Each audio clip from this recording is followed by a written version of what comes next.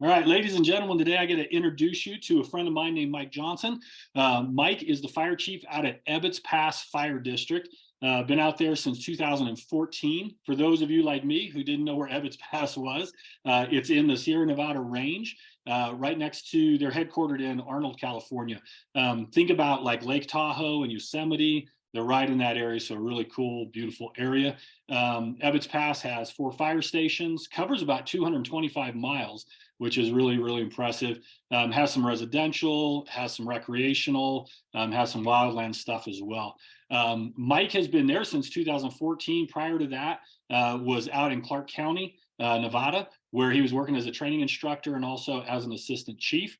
Prior to that, 10 years with the U.S. Forest Service. And one of the cool things, Mike, about you, as we were talking just a couple minutes ago, is you started out as a volunteer. And so you're pretty unique, at least for the guys that I've interviewed, in that you know kind of both sides. So really think that's cool. Let's see, a couple other little things about you. Passionate member of the International Association of Fire Chiefs and Firefighters. You've got to be in both of those worlds, on the union side and also kind of on the leadership side and working together. And I know that that's something that you think is really, really important, is not one or the other, but that partnership between the two. And then holding associates from your local community college. Some of the things you've done in the past: Type 3 Incident Commander, various fire officer and fire instructor certifications. So, Mike, love to have you on today. If you don't mind, give us a couple minutes of who you are personally, professionally, what you do for fun, family, and then we'll jump into some of our questions. Sure. Yeah, I appreciate you taking the time to do this interview today, and I'm happy to answer any type of questions, and definitely don't have anything You say that now, I'm going to come up with one, buddy. Right. No, yeah, I've been here, like you said, since 2014. It's been a really good move, and working in this rural community has definitely been an eye opener as far as just really providing quality service to a rural community, meaning that at about 2.5 calls a day on average that we do here at Ebbetts Pass, you really get to focus on the quality. Came from a really busy system, and that's what that system required. I'm glad to have that experience as well down in Clark County. So coming to this community, just kind of the yin to the yang for me professionally. Now, personally, love living here in Arnold. I love to recreate outside, love the trees, love the river, love mountain biking. What are some of the things? I mean, talk to me about some of the outdoor stuff that you guys can do out there. Oh my gosh, snow skiing right now is a big deal. We got a lot of snow in a ski area just 30 minutes up the road at Bear Valley. So that's huge. And then we really transitioned in the springtime into, the Arnold Red Trail, which is hiking, biking, you name it. And beyond that, then the ski area transitions into a mountain bike resort in the summertime. So you can go ahead and do that if you want to go there. You can kayak the river. You can fish if you're into fishing. We got lots of little lakes as well. Awesome. So boy, if that doesn't fill your dish up, or that's my kind of heaven anyway. Yeah, I love it, man. How about personally, like family? Yeah, I have a 17-year-old son, Okay. and so I get the privilege of raising him. My wife and I are married 20 years. She passed away about a year and a half ago. So he and I are holding down the household together. And while I know that's like, ooh, that sounds pretty devastating. Certainly it was. But we've definitely found new foundation strength, working through that. I mean, life doesn't always deal you the cards that you plan on it, right? So so that's a little bit about my background. No, that's curious. I'd love to ask this question. You don't have to answer it. So my family, my older brother's a fire chief, my son's a cop. We lost our parents back in 2001, drunk driving accident, killed them both. And I'm always interested, right? People who are first responders specifically, how was that process for you? Because you're on both sides, right? I mean, like, you're normally the one that's there trying to bring peace and trying to bring all that. How was that process for you? Yeah, it's very a lot of layers.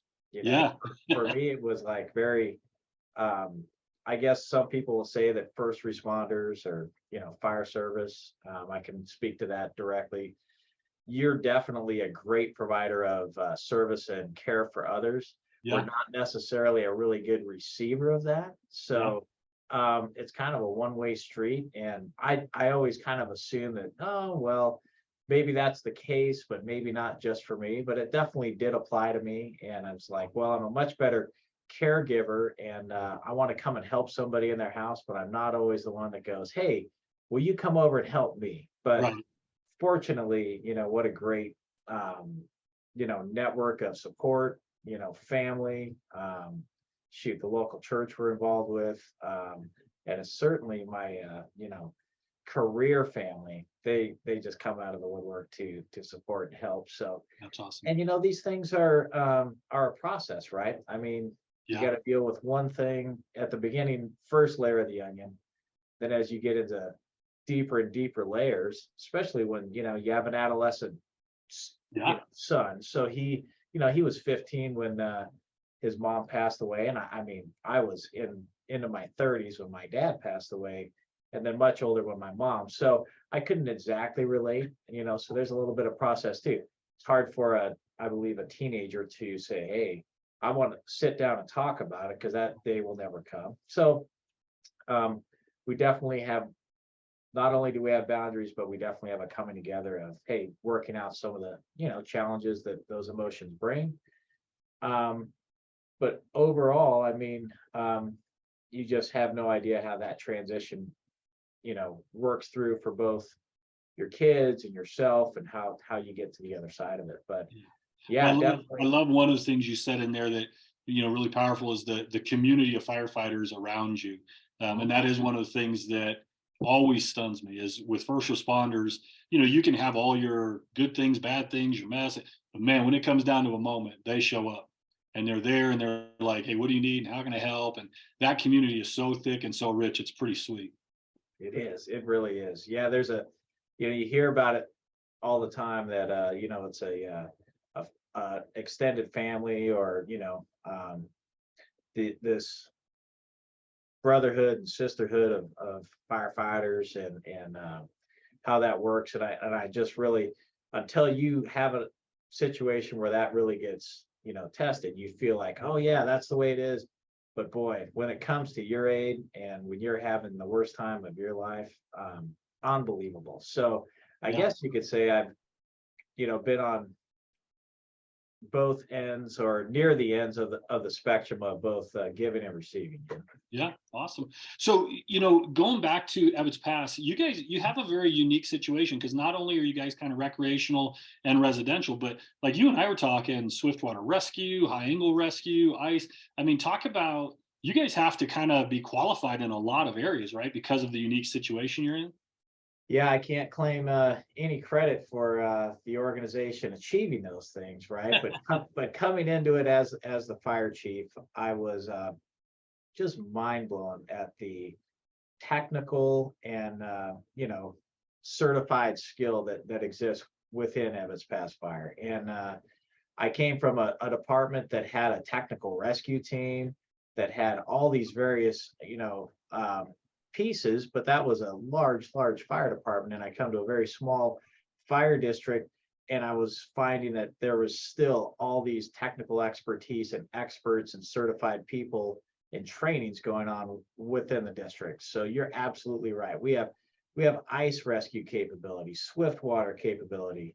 We now have a motorized boat program that we can access, for people that are on, lakes and things like that that need medical help, and the high angle. And we've continued with those things, but those are big achievements for a fire district that, we have 24 line personnel, and 8 of them are on each day. So when you think about all those aspects besides structure fires, wildland fires, and of course we'll probably talk about our ALS, or advanced life support program, here in a minute. But you think about all those things; that's a lot of Oh yeah. training. And, those are high risk things we do here in some of the fire service, and not everybody does that. Yeah. Talk about the ALS because you guys are significantly distanced from some of the medical centers that you need to. So you guys actually have to be able to take care of a patient, then you also have to be willing to or able to go, okay, how do we take care of that patient as we get them to the care they need? And that's something that's happened kind of in your not so distant past, right? Of creating that ALS, we're going to take care of you and we're going to begin to transport as well. Because I think I read somewhere in your guys' history that initially it was, hey, we take care of them, but it could be 30, 45 minutes until transport arrived. And that's something you guys just said, hey, that's not okay. We're going to figure it out. And you guys have, right? Yeah, prior to 1998, we didn't have any paramedics working at the fire district. And then essentially, the fire chief at the time, working with in collaboration, other fire folks from the Bay Area, had determined that, hey, there are models out there in the fire service where there's paramedics working, Yeah. working there. So the community supported a tax initiative that funded a paramedic on the fire engine for each shift, and we have 3 shifts. So that happened in 1998, and you're exactly right. So what followed that was, now we had paramedicine on scene, and now we were waiting for this ambulance that would come from far, far away. We're 35 miles one way from an emergency room. When you're here in Arnold, we have places that are much further away than that in the district. So just to give you an idea. So if you're waiting for the ambulance to come, 20, 30 miles, pick somebody up and drive another 35 miles, Yeah. that's the golden hour's gone. So again, the agency reevaluated what it felt like it needed to do, and they built an ambulance program, again with the support of the community. That went into effect in 2004. So current day, we have 2 ambulances each and every day that are dual roles. So they're firefighters and paramedics and EMTs, and a paramedic on the engine. So we're able to run multiple medical calls transporting with the ambulances. And really, for some people this far out in the rural community, can make the difference if you're needing to get to that hospital in that golden hour. Yeah, it's interesting that term, the golden hour, right? Because there really is, that first hour just matters so much. Right. We need, when people are having medical challenges, we really need to get them to a medical facility. Yeah. The magic doesn't happen in the back of the ambulance necessarily, like it does at the hospital. It's really to stabilize, hopefully get somebody to the proper care. And sometimes that even requires an air ambulance ride, going in a helicopter. So if you have to go to a specialized trauma center, neurological center, burn center, anything like that. So when I say 35 miles, that's not to one of those facilities. We'll end up flying you if it has to be to one of those other specialities. Okay. Well, let's do this. Tell me a couple things that you've learned or that the fire service has taught you along the way, right? Because you've had, I mean, you were in the Forest Service, you've been in Nevada, you've been where you're at now, so you've been exposed to a lot of it. What are a couple of things you've learned that you've carried with you, either from a leadership principle or just a life principle? Well, I definitely would say that, the fire service, like so many other fantastic careers, has this awesome, rewarding factor to it. It is so gives me anyway a lot of self gratification, and that was every position, doing every role, and it also what compounds that is that that feels good, right? So I mean, you can do that a lot, like in the wildland arena, when you get deployed for 2 or 3 weeks at a time. You're camping out on the ground, you're working in a base camp. I mean, that feels great. When you're working in the municipality and you're working in a busy system, especially, and maybe you grab a couple extra shifts and you're working a lot, that feels good too. I'd say administration, the same type of thing. I mean, the more you work, the more reward you get. But you got to find balance, right? So that's really kind of, I can't say it was like overwhelming and it crippled me, but I had to learn in the years working in the fire service is how to maintain life balance at home, professional balance, and try to maintain staying fresh in both, right? So I can't work 24 hours a day at work, show up at home, deadbeat, tired, and grumpy, and then say be my best self for my family, right? Yeah. And I can't do the same at home and come to work here and not be ready to do work here. So, and What that's did you do? How did you get that balance? Because I mean, that's, there's guys out there who are listening going, yeah, I need balance. I need balance. I don't know how to get it. What were some of the things that you did that helped with that? oh, fantastic mentors, no doubt. Yeah. People, again, caring for one another and trying to, hey, that we're strong enough and good enough, you know, I guess you could say friends or what have you, that would tell you the hard things rather than make the hard rights over the easy wrongs and not saying anything at all. Like, Yeah. hey, you need to slow that down, whatever that is, Right. and find some balance. And then you go, wow, coming from you, that means a lot. And I certainly will. And being open with one another and having those hard conversations. And I think that's what really taking care of one another is, because we lack the perspective sometimes when we're in the eye of the storm, and or we're the one impacted and other things are, hitting us hard. And because if we don't take care of one another, it's hard to say who will, right? So that's one of the main things that helped me. Yeah, I love it because I hear you talking about openness, and I know that part of the necessity for openness to occur is trust. But where you're talking about, hey, we have hard conversations. We say the things that need to be said, not just all the nice stuff, which then really does help us have a balance. I think, like society wise, I think, man, sometimes we're so nice, we're not very loving. But as I hear kind of you talking about the people that are in your life, they love you enough to confront when it's needed to, and not all the time, but just when it's needed to. Certainly. And I think that you don't have to be a jerk about it either, right? Right. That You is can, the key, right? yeah, I think somebody recently said, and they got it from somewhere, I can't remember what, but they're like, hey, be soft on people, but hard on issues, Yeah. And Yeah. we can be soft on one another, but hard on whatever that issue is. Like, hey, Yeah.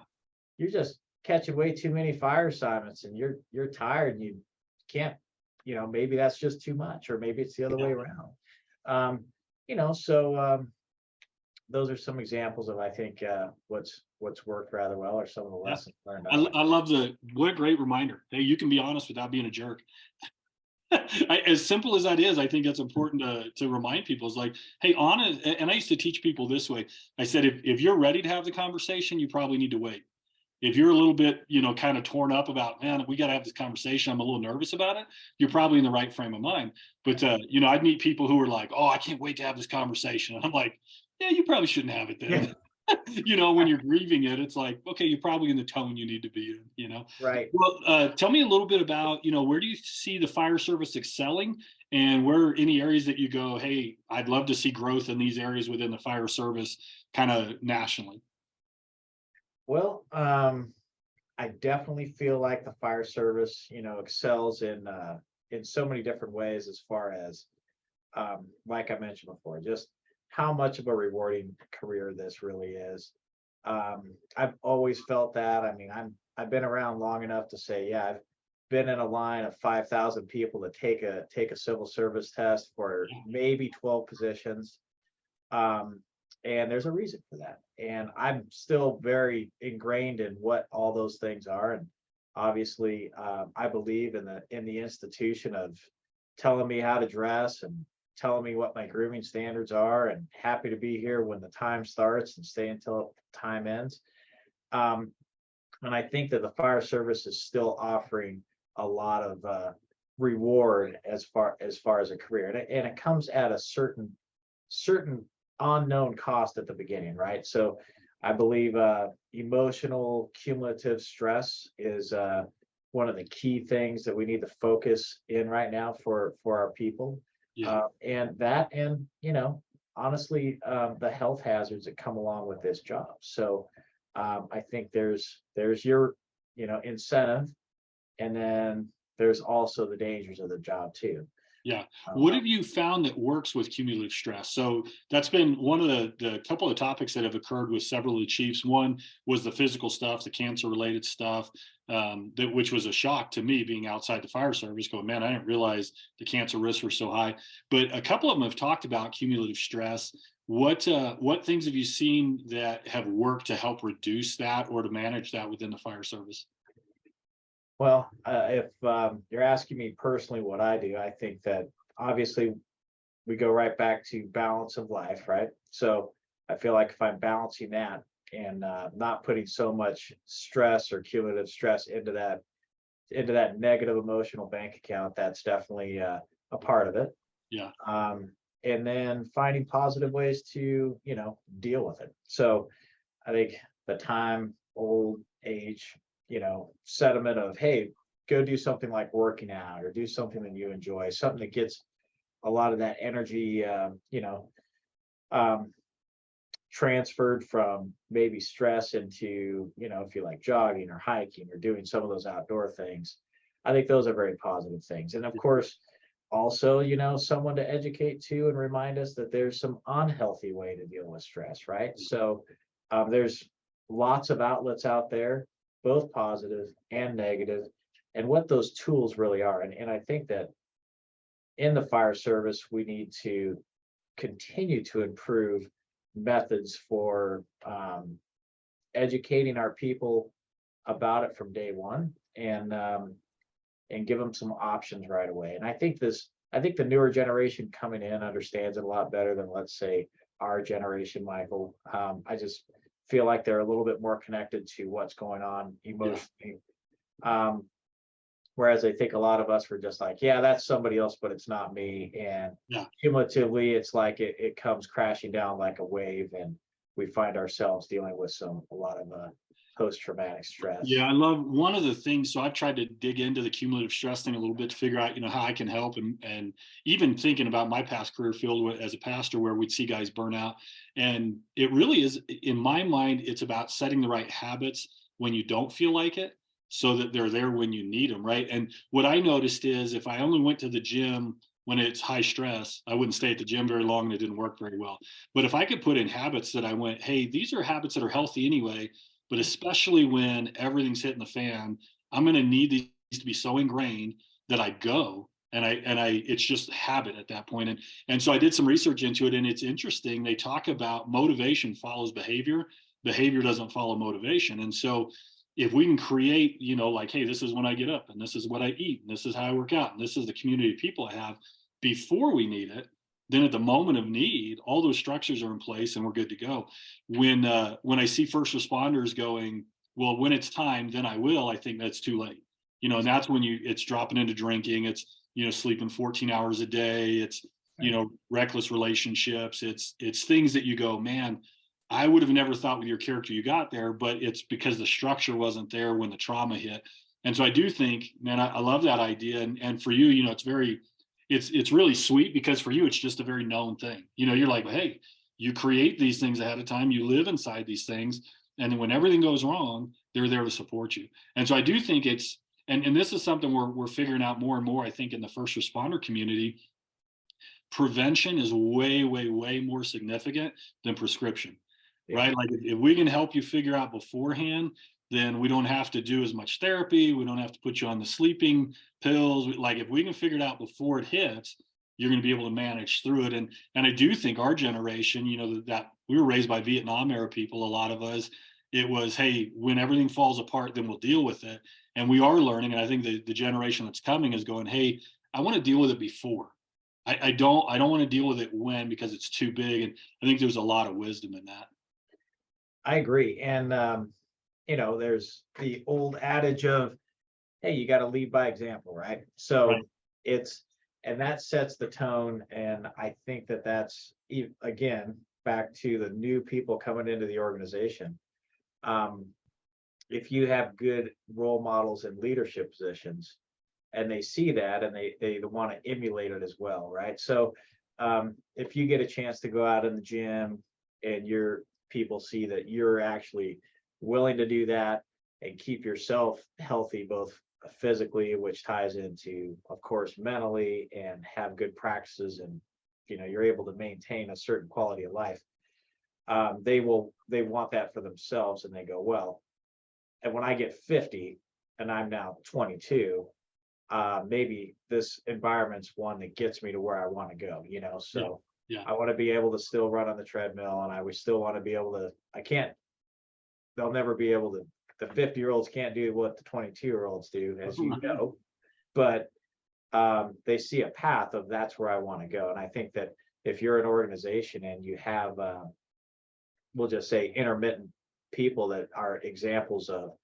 like you just mentioned, maybe things are not going that way, or maybe unhealthy activities, that could be a challenge as well. And I don't have the answer for that other than, you just have to do some agency evaluation of what's going on. And, I'm sure. I love the modeling piece of it though, because I think oftentimes, right, use an example specifically to fire chiefs.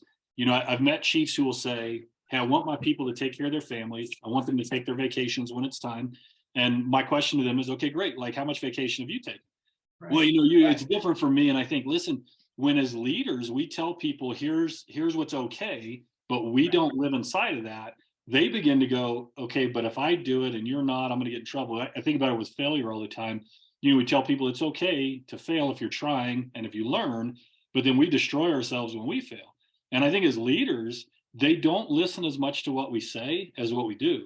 And so I think, when you're talking about wellness, when you talk about community, when you're talking about physical health, all that stuff, they really do go, okay, you say it's important to take a break. When was the last break I saw you take? You say it's important to, admit failure. When was the last time you did it? And so I love where you're talking about, yeah, there's all the stuff we need to put into place, but the young officers, young firefighters, they are going to look to us and go, but what are you doing? Because that's the proof that I need. And so I think it's a great reminder to anyone in command staff, hey, they're watching. And they're not just watching to judge you, they're watching to figure out how they're going to live their life. So live the life that you keep telling them is important. That's really, really critical. Yeah, absolutely. Good. Well, let me ask you this, and then we're going to jump into some more role-related tactical stuff. Any beliefs or behaviors within fire service that you think need challenged? Like I've asked this before, and people kind of get struggled on it, but in every industry that I've ever worked with or worked in, there's always things we believe that nobody else in the world would agree with, but we're like, no, that's how it is, and the rest of the world on the outside is like, that's not how it is. Anything like that in the fire service that you see? So anything that we believe things are the way that it is, but it's just not that way in the rest of the world. Yeah, the rest of the world would just be like, man, I don't know, I don't buy it. Like as in convincing them, like, hey, no, this is the way it is, type of thing, or yeah. So like I work with cops all the time, and there's this sense of like, well, as cops, we can't trust people. And I'm like, listen, man, lawyers think that, this person thinks that. The truth is, everyone has the capacity to be in a relationship. I'm trying to think within the fire service if you've experienced anything where you're like, we say this, but it's kind of our excuse, and the rest of the world wouldn't hold it up, but internally we hold it up. Well, I'll try to claim something, I guess. I think that when it comes to we work in this medical field, and we definitely we are like, pride ourselves on trying to give the best bedside manner and saying, hey, here's kind of what you're presenting to me to a citizen. And we have all this knowledge of saying, hey, this is what I think's going on, and maybe I really need you to go into the hospital and get checked out. It's really important. It's so important to us that people get the help that they need and rule it out.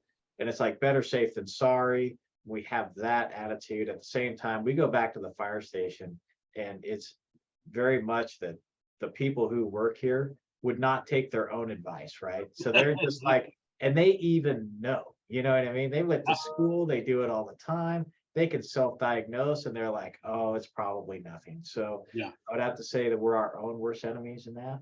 Yeah. As far as, fire service in general, as far as, it's, I think that some misbeliefs is that, what goes on at the firehouse is, people just wait around for calls all day. You probably hear that a lot. And that there's not a lot of training. There's not a lot of other things that go into it. So I think that it'd be great for anybody to go in and see what's going on at the local firehouse. These folks love to tell you and show you what they're doing. And there's a lot of time and a lot of pride that goes into it. So I guess if I had to sum it up, those would be some of the key things. No, I appreciate that. I love that idea of like, hey, the counsel we would give to others, we don't always take ourselves. That idea of like, hey, you should go see the doctor, or you should this. Then we go back. The one that I always think about with firefighters specifically, and it's a belief that I think firefighters hold because they think they're supposed to, but I don't see any truth in it, is, hey, this trauma doesn't impact us the way it does other people. We've developed the ability to see these horrible things and just deal with them, and differently. And I think there's some truth to it, but there's also this humanity inside of every firefighter. I think you see that it does have an impact, right? I mean, you're in the profession because you're going, I would risk myself for somebody else's sake. You see somebody else in a situation that you can't fix or redeem. And I do think there's that sense of, like, well, I'm supposed to be strong enough to handle this. And a lot of times what I like to work with first responders on is helping them understand, hey, some of this stuff is too big. Like, you're not supposed to be so big that seeing somebody die in a tragic way doesn't impact you. And not that it has to, but I think it's okay if it does. And that's one of those beliefs. I think, well, if you're good at your job, you won't feel your job. And I think that's just not true. If you're good at your job, it's because you've figured out how to deal with those feelings, not because you've muted them. Right. Oh yeah, no, I see what you're explaining there is very real. And I think that it goes the same for, any human being that sees whatever that trauma is. And I think that the folks that are signed up or possibly put into that situation or can work within that situation have a really good ability to mute out the rest of their feelings in the world, and really are task orientated and do the things that are probably so horrific in other people's lives that they'd be like, there is no way I would do whatever that thing is, right? So Right. whether it's a soldier, whether it's a police officer, whether it's a firefighter, whether it's body recovery, whatever it is, things that you just can't imagine, that have to happen because we all have the news and we know they're going on in them. Right. So when we flip that switch, if you will, it's, you're just able to focus on the task at hand, but you're still, have all your other senses that are, taking in, into your emotional filter. Well, I'm and just the way going, I think about it oftentimes, Mike, is that idea that just because not now doesn't mean not ever, right? Because, like, there is that moment where you go, hey, right now, what's my job? It's to do everything I can to save this life. Right now, and there is a detachment that's necessary, right? You don't want necessary. a paramedic grieving over the person they're working on. But I think the fallacy is, if it's not for now, then that means it's not ever. And I go, man, what I love in the fire service, and it's some of the stuff you guys do so well, is, hey, let's go sit on the bumper. Let's go do a hot wash. Let's go sit back around the table. I think it wasn't until recently that I learned, meals in the firehouse are therapeutic. It's not just, hey, let's all cook together. That'll be fun. There's a sense of mental health, mental wellness that happens at that table, and helping our firefighters realize, hey, yeah, this isn't the moment, but that doesn't mean there isn't a moment. And then figuring out, where is that moment to grieve what I just saw. And man, I think especially our younger firefighters, but I would even think in circumstances, all of us have experienced loss. And when you see a loss that's similar, that impacts us, right? And to go, okay, if I see a car accident now after going through what we went through with my folks, it hits me differently. Right. In the past, it was like, oh man, that sucks. I mean, to be honest, right? I know it sounds callous, but now I'm thinking, okay, well, who's left behind? Who's there to be notified? What are they going to go through? So I think letting people know, yeah, maybe not in that moment, but hey, probably within the next day or two, find somebody that you can trust and go, hey, let's talk about what I just saw and experienced. So not now doesn't mean not ever. Yeah. Yeah. Don't be surprised either if you walk away from those hot washes or the kitchen table or the shift, and you had a really rough couple of calls, and you walk away feeling, recovered and good.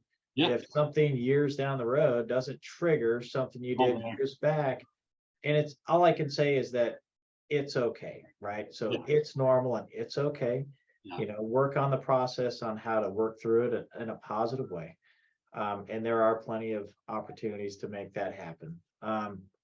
So, but expect it rather than go surprise, go, oh yeah, I'm probably going to think about that at some point in the future. And you probably think will. about it, right? You go to a gym, and if a trainer goes, hey, you're going to work out for a while, and a couple weeks in, this is going to be sore and your motivation is going to lack here. Then it's not a surprise. But if no one tells you, and the first day you go work out and you go home, you're like, oh man, I killed myself. I tore myself. I should never go back. And so I do think in the fire service and in first responding, the more we normalize those conversations and tell people, hey, this is some of the things you're going to experience. And it's not a who's stronger or who's weaker. This is just the reality of humanity, and go, there are going to be days you see horrific things and it doesn't bother you. There's going to be a day you see the silliest thing and you're either angry or you break down. And it goes back to cumulative stress. You're going, man, why did I get so upset for, an animal that got hit by a car? And it's like, well, that wasn't what you were upset about. That was the culmination of everything you felt, but I think permission is huge. So talk to me about so you got these young guys, young ladies that are going, I'm thinking about the fire service. What would you tell them? How do they prepare? And, because I know we would both go, hey, it's a great thing to be a part of, as long as you understand what you're getting yourself into. How should they prepare to enter into fire service to be ready for it? Well, I think that people have to commit to it, number one. So if it's something that you want to do, there's many different opportunities to get exposed. There's internships, volunteering like I did, and seeing if it's something that really fits you. And if it does, and we hope it fits a lot of folks, because we need a lot of people to come into the fire service right now, really have a good understanding and then go all in. Yeah. So we need that all in attitude, right? And it's not that I'm mentioning that because I'm not seeing it out there. I'm just saying that, usually in these types of careers, there's no dabbling. You know what I mean? Oh, I dabble in firefighting from time to time, and people go, Right. oh, great. And that really comes down to that, emergencies are real and they don't discriminate. They don't say, well, hey, you're a part-timer and you're a full-time. I'm going to be harder on the full-timer because nope, the emergencies are just as dangerous and just as serious. So we need people. It's a very rewarding career. It's still very institutionalized. It's still very, hey, you show up at 8 a.m., you probably work 24 hours and you're gone at 8 a.m. the next day, but somebody's coming to relieve you and you're relieving them. And it's that passing of the torch that has to happen. So sometimes your commitment is to that.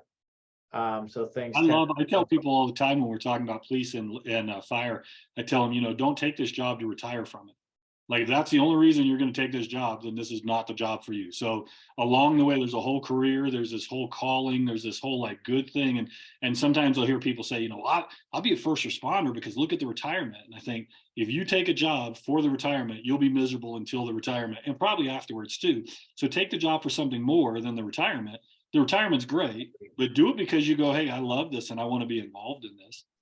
Right. I think, and part of that calling nowadays that I think we've learned over the last few years with the pandemic happening is there was a point I know in my life when I heard of these jobs where you could telecommute, right? Yeah. And now that's become a reality, and you can't telecommute firefighting. Right. Okay. But what we can do is, rather than if something working outside of a home office or things like that appeal to you, if you're a people person, this is a great place for people, people that are really wanting to be around other people. So serving the community is one thing, but the camaraderie that comes with the fire station, working hard, relying on one another and depending on one another is very powerful too. Yeah. Well, I think even, and you mentioned it, right?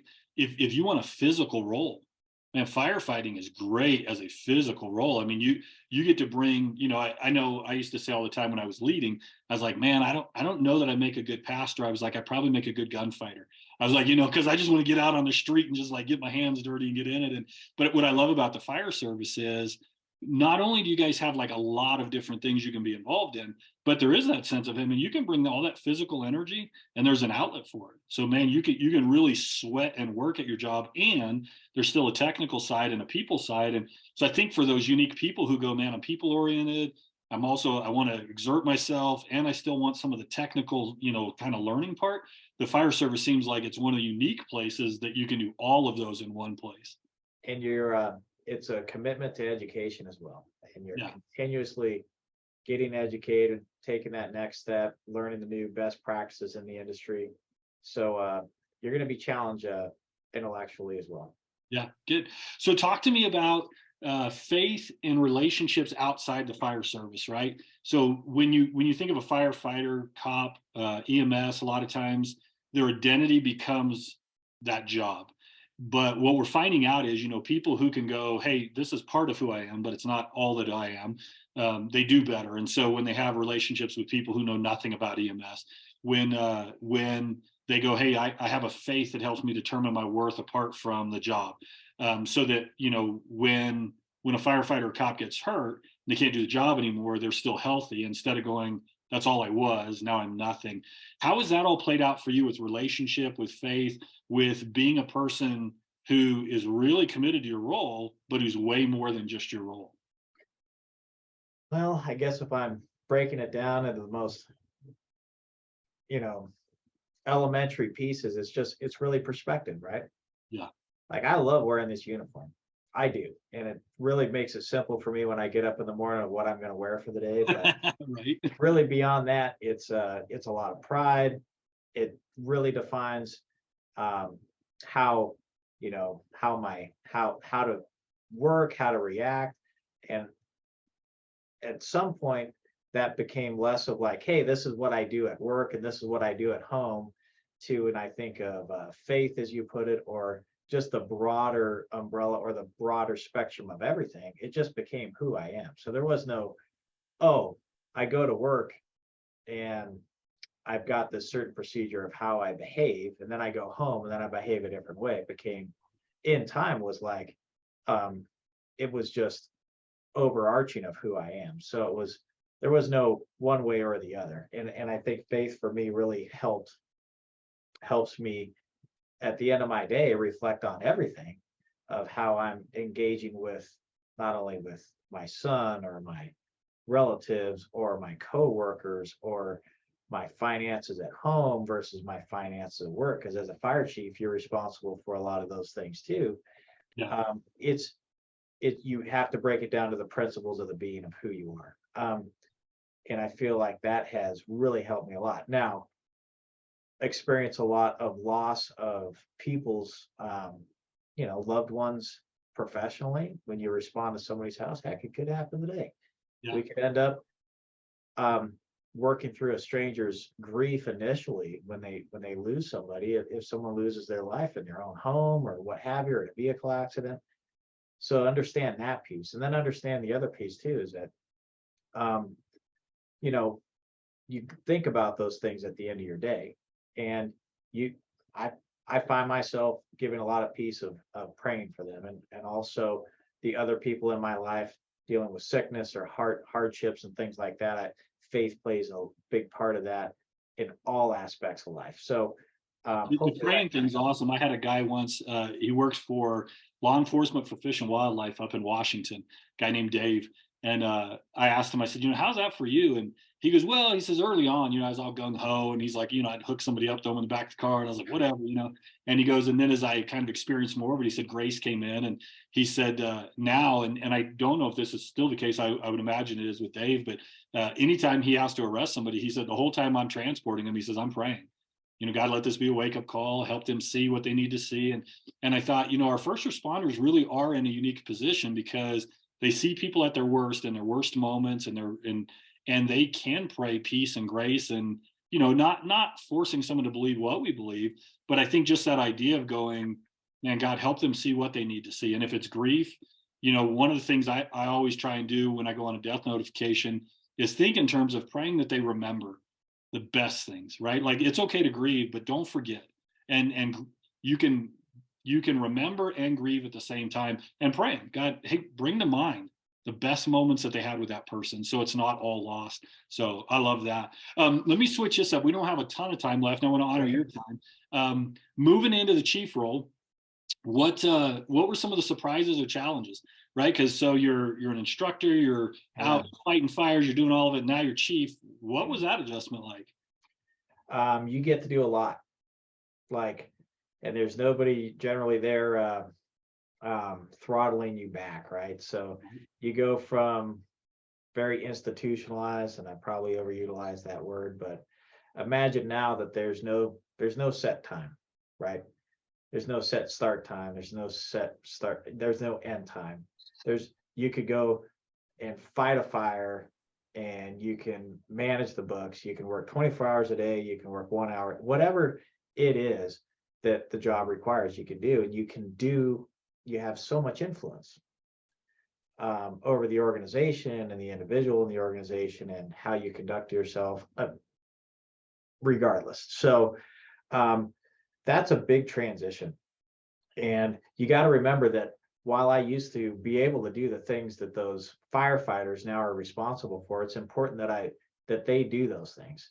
Yeah. Just because my mind thinks I can, my body doesn't think so anymore, but my mind thinks that I can go do that. But I would say this, because I think it's a great leadership principle. Even your role dictates that you shouldn't do it, right? Like there's that chief role where you're kind of like, hey, I need to let them do their job.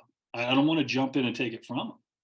But you want to sometimes. Oh, absolutely. That's where you come from, right? Yeah. So Yeah. you have, that's their role. So, and you got to support them. And if you really don't mind in these roles of who gets the credit for what, Yeah. you're going to have a lot of success. And interestingly enough, Michael, is when you do that, your reward gets even bigger. And I don't know how to quantify that in words other than if you just give it away, for some reason, somehow the universe gives it back to you tenfold. And it's a feeling you just have to experience to just appreciate. And my hope and thought is that there is a line so long for this job when I vacate it and all the others that are just like it, because people see that these jobs are fulfilling and they can be rewarding, not burnout, dead end jobs, but they can be done in such a way that is more rewarding than anything else. And until you do it, you won't know what that is. And don't be afraid to take on these leadership roles. Yeah, I think you get to this place in life, and maybe you could do it younger. I didn't. It took me a while, but when you learn that something that is more enjoyable than success is helping others succeed, and you hit that moment, and then you're like, oh man, like more than me having a big pile of stuff at the end. Like if I can see other people who've been able to excel because I was able to get behind them and encourage them, that really is what lasts. I mean, I've seen guys who they finish the game with a big pile and they're miserable. And I've seen other people finish the game and their pile's really small, but the people around them that are like, man, thank you for being in my life, and thank you for mentoring me and coaching me, and thank you for encouraging me. Like, man, that stuff's gold. And I think I was just telling my wife the other day, so we're in a period of transition. I did 27 years of ministry, and then I was coming out of it, and I'm still trying to figure out my business thing, and my economics aren't working out. I'm not making money and all that stuff. But on this day that I was processing it out, my almost 24-year-old daughter asked me to go for a 5-mile hike with her in the mountains. Both of my sons, who are adults, texted me. One of them called me, talked to me for about an hour. I came home and my wife smiled when I walked through the door. And I said, at the end of the day, I said, my pile's not as big as it used to be. And I'm not even sure how I'm going to keep my pile intact. I was like, my wife loves me. My kids love me. I was like, I know that there's a God that cares about me. I was like, man, I think I'm winning. And I was like, even though my pile's small, I think I'm winning. And I love that, right? Because I think if that's your attitude in leadership, hey, what is winning? And you define it, man, then you will win, because you'll see all these people around you that you've lifted up with you. If your goal is, I got to get to the end of the game with the biggest pile of cash, man, those guys, I see them and they're miserable, I'm like, so how's your life? Yeah. Rah, rah, rah. So I love that, because it's a great reminder that we need to define what winning is, so we make sure that we win at the right thing. So. Absolutely. Yes. Well, let me do this. I'm going to close with this. You can say anything you want. You can anything you want about the fire service, about leadership, about being a chief, about your area of the country, about why the 49ers should have won, and I wish Brock's arm was better. Like what? Just take a couple minutes and just however you want to close, and then we'll say goodbye. And yeah, no, I think it's been a great interview. Thank you for that. And yeah, I think while we talked a lot about the fire service today, I mean, we need people more than ever to engage in what means a lot to them. And so regardless of whatever profession it is, and wherever you're at, go out there and find your passion. And I pray that people don't get into a position or a job because of the money's good or whatever it is, and it's unfulfilling. Because I got to tell you, when you get up every morning and you go to a place that you call work, but you just enjoy it so much at the end of it, you may be tired and you should be, but at the same time, you don't feel like you wasted their 8 or 9 hours between when you left home and when you get back home, and you just stopped off somewhere and called it a job for 8 or 9 hours and went back home. Find something you enjoy. And it's a great time right now to get into the workforce. There's just jobs everywhere. And hope everybody finds, fulfillment and happiness. And hopefully if it's in the fire service, then you should look us up, because it seems like we're always hiring, so. Well, you guys are in a great spot. I mean, honestly, when you talk about quality of life, I think those people who are like, I hear young people sometimes tell me, I'm trying to get into fire service. I can't figure it out. I'm like, man, just let me know. I was like, I'll give your name to 15 chiefs who are looking right now. And it goes back to something you said earlier.